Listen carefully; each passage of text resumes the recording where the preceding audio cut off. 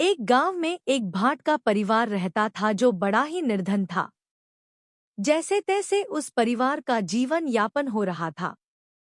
एक दिन भटियारिन ने अपने पति के समक्ष पुत्री व दामाद को बुलाकर भोजन कराने की इच्छा प्रकट की।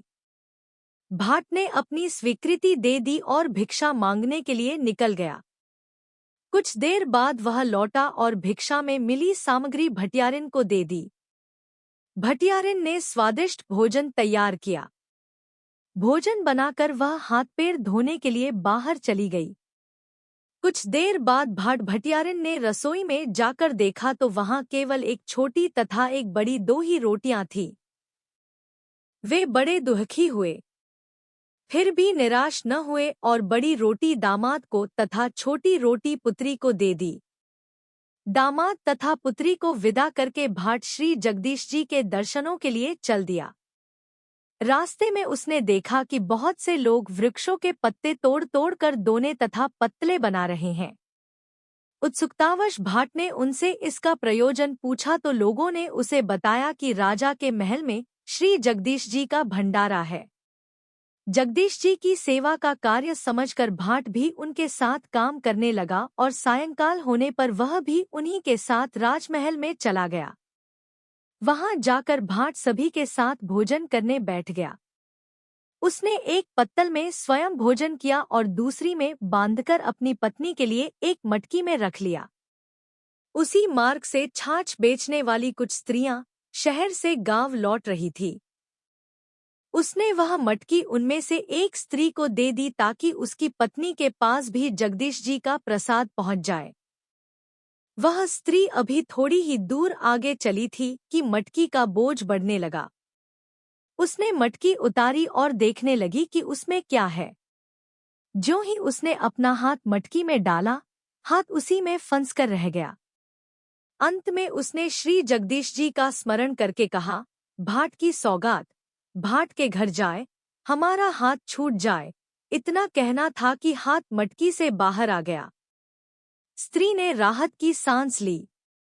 वह मन ही मन डर गई थी।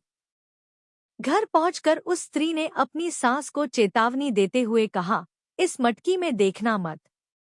भटियारिन को बुलाना और उसे दे देना। लेकिन सास का शंकाशील हृदय न माना।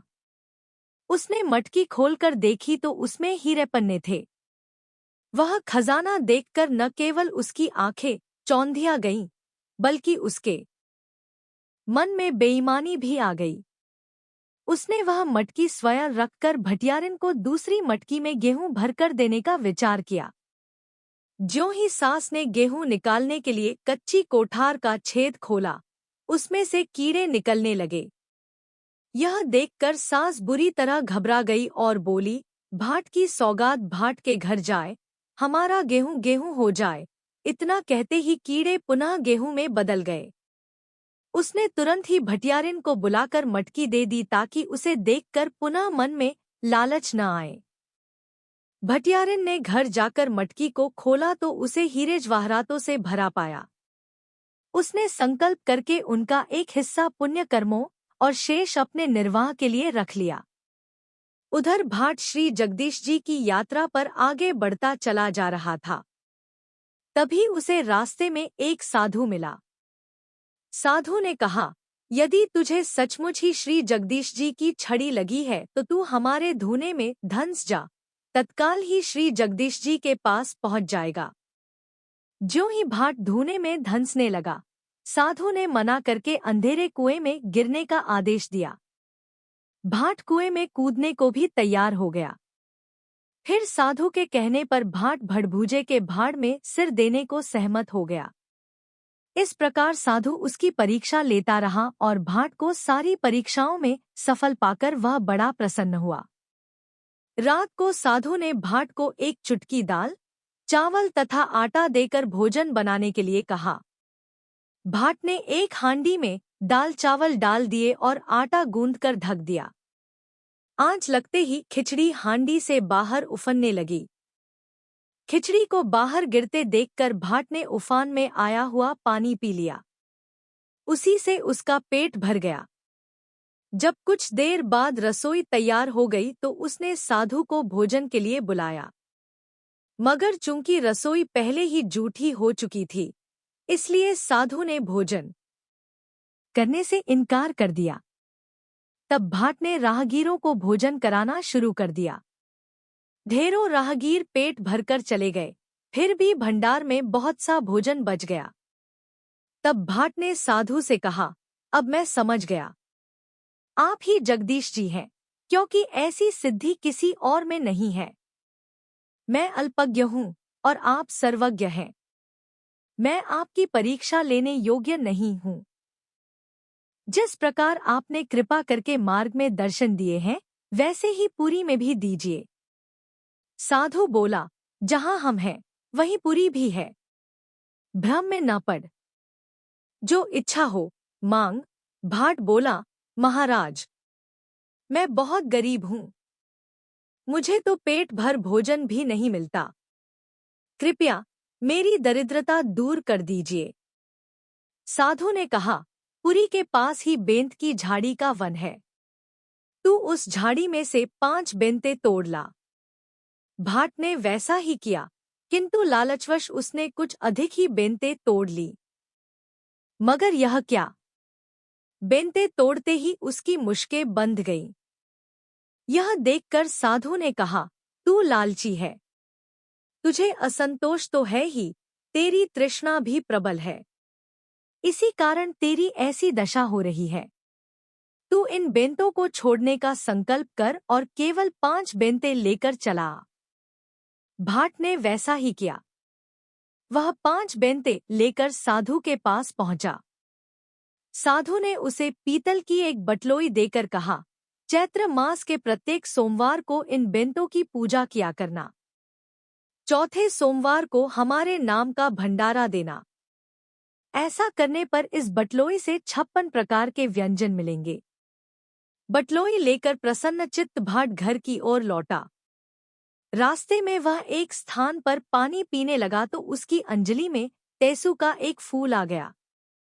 फूल को देखते ही उसे स्मरण हुआ कि आज चैत्र मास का पहला सोमवार है। भाट ने पास के खेत में काम कर रहे लोगों को बुलाकर उसी स्थान पर पूजन करके कथा कहनी चाहिए, पर कोई भी उसकी कथा सुनने को राजी न हुआ। वह निराश होकर आगे बढ़ गया। उसके जाते ही किसानों के खेतों में आग लग गई। अनाज अपने आप जलने लगा। यह देखकर वे बुरी तरह घबरा गए। उन्हें समझते देर न लगी कि उन्होंने भाट की कथा सुनने से इनकार कर दिया था। इसी कारण श्री जगदीश जी कुपित हो गए हैं और उन्हीं के कोप के कारण उनके खेतों की यह दशा हुई है। अतः वे भागे भागे गए और भाट से क्षमा याचना कर उसे वापस बुला लाए। भाट ने बेंतों की पूजा करके कथा कही और अपने घर की ओर चल दिया। किसानों के खेत जस के तस हो गए। दूसरे सोमवार को उसे भेड़े चराता हुआ एक गडरिया मिला। उसने उससे कथा सुनने को कहा, पर गडरिये ने उसकी बात पर कोई ध्यान नहीं दिया। परिणामतः गडरिये की सारी भेड़ें मर गईं। तब गडरिये ने उसे बुलाकर कथा सुनी। कथा पूरी हुई तो उसकी भेड़ें दुगुनी चौगुनी होकर चरती दिखाई देने लगी। भाट की 2 लड़कियां थीं। बड़ी लड़की अमीर के घर ब्याही हुई थी तो छोटी गरीब के यहाँ। तीसरे सोमवार को भाट बड़ी लड़की के घर पहुंचा। उसने बेटी से कथा सुनने के लिए कहा, पर बेटी ने ध्यान न दिया। अमीर परिवार में ब्याह होने के कारण उसके रंगढंग ही बदल गए थे। पूजा पाठ तो उसे केवल ढकोसला ही लगता था। मगर बड़ी बेटी के ध्यान न देने पर भाट निराश नहीं हुआ। तब वह अपनी छोटी गरीब बेटी के यहाँ गया। गरीब बेटी बड़े आदर भाव से पिता से मिली। उसने पिता की इच्छानुसार चौका लगाया। भाट ने श्रद्धा भाव से पूजन किया। गरीब बेटी घर से सन की अंटी लेकर बनिए के यहाँ से गुड़ घी आदि ले आई। उसी घी गुड़ से भाट ने साधु के नाम का हवन करके कथा सुनी। भाट ने साधु द्वारा दी हुई बटलोई में बेंत डालकर खटखटाया। उसमें से कच्चे पक्के 56 प्रकार के व्यंजनों के ढेर लग गए। गांव के लोग प्रसाद लेने आए। भाट ने उन्हें भोजन कराया। चलते समय भाट ने अपनी लड़की को श्री स्वामी जी का स्मरण ध्यान करने का आदेश दिया। भाट ने उसे जैसा आदेश दिया था, लड़की नियम पूर्वक वैसा ही करने लगी। इसका परिणाम यह हुआ कि उसके घर में नित्य प्रति धनधान्य बढ़ने लगा। धनधान्य में दिन दूनी रात चौगुनी बढ़ोत्तरी होने लगी, जबकि अमीर बेटी कंगाल होती चली गई। उधर जब भाट अपने गांव के समीप पहुंचा तो उसे वहां विशेष चमत्कार दिखाई दिया। गांव से बाहर नए नए बाग बगीचे, मंदिर, तालाब आदि देखकर वह विस्मित रह गया। उस दिन भी सोमवार था। भाट ने गांव भर के लोगों को निमंत्रण देकर बुलाया। बेंतों की पूजा करके बेंत से बटलोई को खटखटाया तो 56 प्रकार के व्यंजनों के ढेर लग गए। गांव के लोग खुशी खुशी भोजन करके चले गए। उस दिन राजा के यहाँ भी प्रसाद पहुंचा दिया गया। राजा को अपने नाई के द्वारा पहले ही भाट की बटलोई की करामात का पता चल चुका था। राजा के मन में लालच आ गया और उसने अपने मंत्रियों से किसी प्रकार भाट की बटलोई हड़पने की बात कही। मंत्रियों का परामर्श था कि राजकुमार को भाट के घर भेजना चाहिए। वह हठपूर्वक उससे बटलोई ले लेगा। यदि भाट न दे तो बलपूर्वक बटलोई छीन ली जाए। दूसरे दिन सेवकों सहित राजकुमार भाट के घर जा पहुंचा। भाट ने राजकुमार की मांग पर प्रसन्नतापूर्वक बटलोई दे दी। यह जानकर राजा की खुशी का ठिकाना न रहा। राजा ने नगर भर में भोजन का निमंत्रण भिजवा दिया। वह भी पूरे राज्य में अपनी धाक जमाना चाहता था। किंतु यह क्या? बटलोई में बेंत डालकर खटखटाने पर उसमें से कुछ न निकला। भोजन के लिए आए हुए लोग भूख से व्याकुल हो रहे थे। राजा के भंडार में भी इतना अन्न नहीं था कि सब लोगों को भोजन कराया जा सके। राजा ने क्रुद्ध होकर भाट को पकड़ने के लिए सिपाही भेजे, किंतु वह तो पहले ही भाग निकला था। वह जानता था कि जब बटलोई में से कुछ नहीं मिलेगा तो राजा क्रोधित होगा। अतः वह भयभीत होकर स्वामी जी के पास चला जा रहा था कि रास्ते में उसे आम के 2 वृक्ष, 2 पोखरें, बोझ वाली एक स्त्री, एक सांप तथा एक घोड़ा मिला। घोड़ा भाट से बोला, स्वामी जी से मेरा संदेश कहना कि मैं बहुत दिनों से सज संवर कर घूम रहा हूँ, लेकिन मुझ पर कोई भी सवारी नहीं करता। भाट आगे बढ़ा तो उसे भारी तवा उठाए एक औरत, एक गाय तथा एक अदबने मकान का मालिक मिला। वे सब दुरखी थे। उन्होंने भी भाट को अपनी अपनी विपदा सुनाई और स्वामी जी से अपनी समस्याओं का समाधान चाहा। उन सबके संदेश लेता हुआ भाट जगदीशपुरी के समीप जा पहुंचा। वहां स्वामी जी ने उसे पुनः दर्शन दिए। उसने स्वामी जी को साष्टांग प्रणाम करके बटलोई तथा कंगाल हो गए अपने बेटी दामाद की घटना कह सुनाई। स्वामी जी ने उससे कहा, घर लौट जाओ, राजा से बटलोई ले लो तथा अपने बेटी दामाद को कहानी सुना दो। भाट स्वामी जी को दंडवत प्रणाम करके लौट पड़ा। वह जितने कदम घर की ओर उठाता था उतना ही बहरा होता जाता था। वह घबराया। तभी उसे घोड़े और मार्ग में मिलने वाले अन्य दुखियों की बातें याद आईं। वह पुनः स्वामी जी के पास गया। वहां पहुंचकर उसने रास्ते में मिलने वालों के संदेश कह सुनाए। स्वामी जी ने बताया, पोखरों के किनारे लगे आम के पेड़ पूर्वजन्म की देवरानी जेठानी है। वे सदा कलह करती रहती थी, कभी भी मिलकर नहीं रहती थी। इस कारण उनके पोखरों का जल कोई नहीं पीता। जब तक लोग उनके जल को नहीं पिएंगे, उनका उद्धार नहीं होगा। उन वृक्षों के कारण ही पोखरे भी अभिशापित हैं। अतः तुम दोनों पोखरों के 5-5 चुल्लू जल पीना। सब लोग उनका जल पीने लगेंगे और वृक्षरूपी उन देवरानी जेठानी को भी मुक्ति मिल जाएगी। बोझ वाली स्त्री स्वार्थिन है। उसने पूर्वजन्म में दूसरों से अपने बोझ तो उतरवाए, पर उनके बोझ नहीं उतारे। इसीलिए उसे यह दंड मिला। यदि तुम उसके बोझ को स्पर्श कर दोगे तो उसका बोझ उतर जाएगा। सिर पर भारी तवा लेकर फिरने वाली स्त्री ने पूर्वजन्म में सासनद की ओट करके चूल्हे पर तवा चढ़ाया था और खाने बैठ गई थी। तुम उसका तवा छू दोगे तो उसका पाप दूर हो जाएगा। आधा बाम्बी में तथा आधा बाहर रहने वाला सर्प पूर्वजन्म में प्रधान था। उसने औरों की विद्या तो ली थी, पर अपनी विद्या किसी को न दी थी।